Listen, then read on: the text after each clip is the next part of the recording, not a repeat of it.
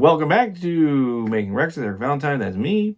So this is another round of me tinkering with the RCA console. This is when I really pinned down what this high frequency issue is, and figured out a way to resolve it. This was interesting because leading up to this moment, there was this imbalance in the high frequencies in the console, and one was just brighter than the other, and I couldn't figure out what was causing it. I finally figured out how to fix it and match them up. And then even later, I do another modification so I can adjust it. It just kept getting better with this RCA console. But so this is the moment where I figured it out and matched up to the two sides so they would, have the exact same, well, very close frequency response on them. So here you go. Check it out. Hi. Hi. What are you doing? Well, I think I just fixed the thing with the console. Oh! Fixed the thing, so. You want to tell the world about it? Sure. Okay. Yeah, we can talk about that. Well, I should probably, let me get back there and then... Okay, cool. Yeah, Let's do it. Ooh, yeah, the light is on the camera. All right, so I shouldn't have this thing in my mouth. No, finish your fucking cold medicine and I'll get your shit together and we'll start this over. And action. Okay, yeah. We'll probably need we might have to see some close-up stuff, but, so you can come in for that, Okay, so we're rolling? We're rolling, sir. Okay. All right, so this is, I don't know, just another installment of my adventures with the RCA console. So I did this whole sort of refurbishing of the console. I replaced a bunch of capacitors, stuff. I modified what they called the monitor amp into another program amp, so it would actually be stereo. 2 Class A mix buses on this thing. I just finished a whole record with it. Could be my favorite sounding record yet, ever, in my life of making records. I love this thing so much. But there was a weird thing. I didn't have time to figure it out, and once we got into it, it was sounding great, and I just said, okay, cool, I'm just going to deal with this, and we're going to deal with it. And that was that the 2 mix bus amps didn't sound exactly the same. One was brighter than the other by quite a lot. So the original mix bus amp has this gradual rise in the high end that ends up at about plus 4 dB at around 10K. It seems kind of insane to have that going all the time on your mix bus. When you're recording everything with ribbon mics, it all makes sense. Everything just sounds exactly how it's supposed to. This one, the one that I had modified, was plus 8 dB at 10K. That's a lot. That was kind of too much. And so I was using an EQ in the computer to compensate for that. I actually brought up the one that was plus 4 a tiny bit and brought down the one that was, way too bright, about 3 dB. And so everything ended up like about plus 5 dB at 10K across the board all the time. It's insane. I've never sought that out before, but it actually sounded incredible for all this stuff. So that record is done. I didn't want to change it midstream of working on that record because all the rough mixes were all done that way. All the final mixes were being built up that way. And so that record is finally finished. And so now is finally time I can try and fix this and not have to redo all my mix settings for the last project. So I set out to do that. That always starts by talking to Larry Jasper. Because I don't really know how the fuck to fix it. So I talked to him for a bit. He had a few initial ideas, and none of which quite panned out.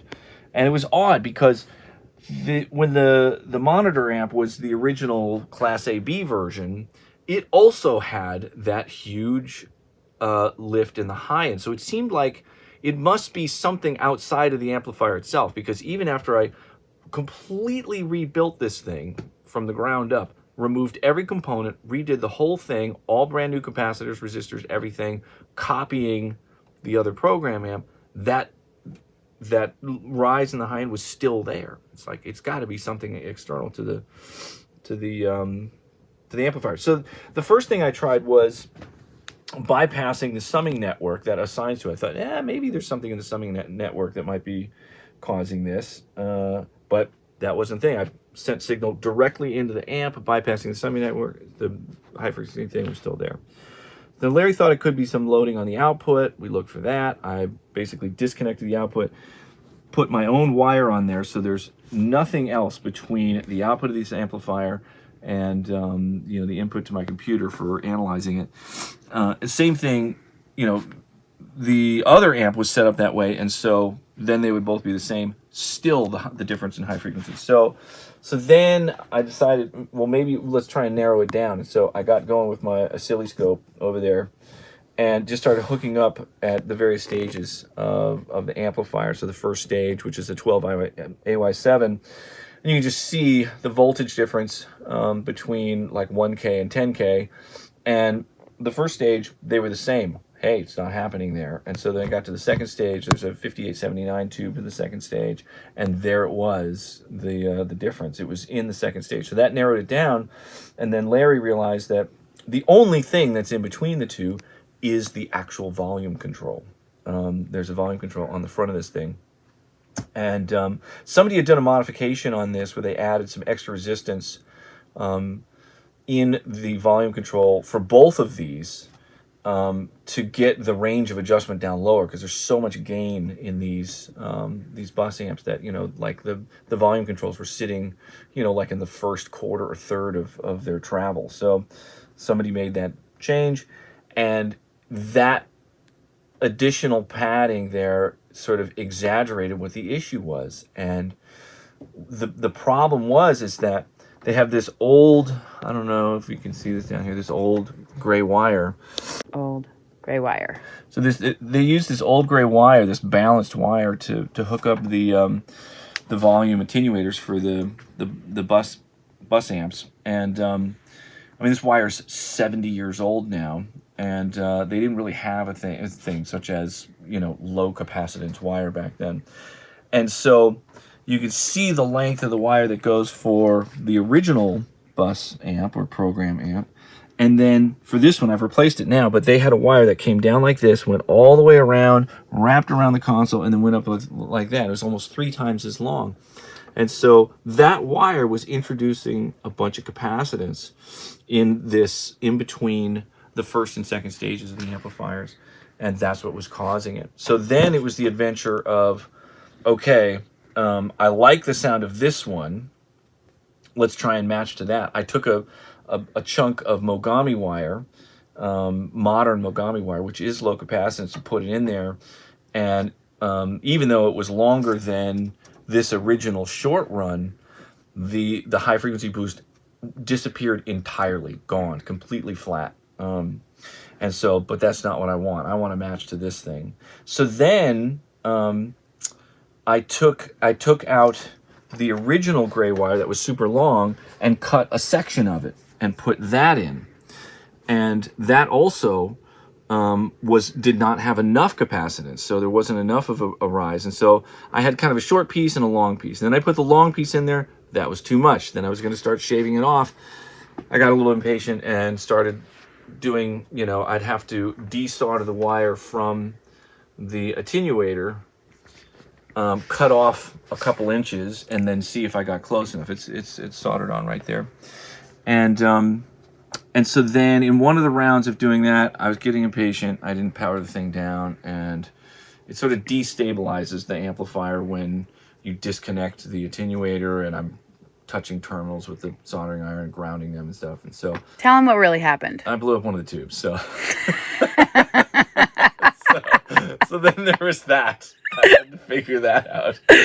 Unfortunately, I narrowed that down pretty quick. And I had an extra tube. I bought some extras when I got this console, the 5879, which they actually don't make anymore. So I put that in. Then it was working. So then I cut off another little section of the wire, and then I went too far. So now there's not there's not enough capacitance again. I can't really put it back on. So like, fuck, I need a tiny little capacitor. I don't have all of my collection of components that I normally have access to in LA. You know, when Barefoot was in the same building with Undertone Audio, and there's a bunch of components available there for prototyping and shit. So I had to make a capacitor in order to do this. And so how do you make a really small capacitor? Well, I have some shitty old wire that has a capacitance to it, and so you just cut a section of that and tack it on there. So that's what I did, and I got it. So the two sides are now matched up within 1/10 of a dB, you know, from 1K all the way up to 10K, and I'm ready to use this for my next audio adventure.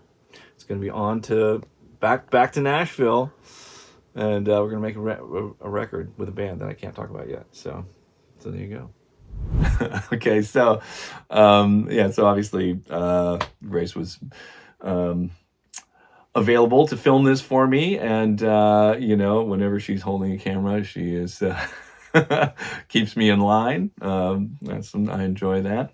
And so but yeah, so this was so crazy figuring this out, and finally getting that thing to really match up right. So I didn't have to do it externally to try and match up the two sides, and you know, took this thing to a whole other place, just where it could, you know, just do its thing, and it really sounded beautiful.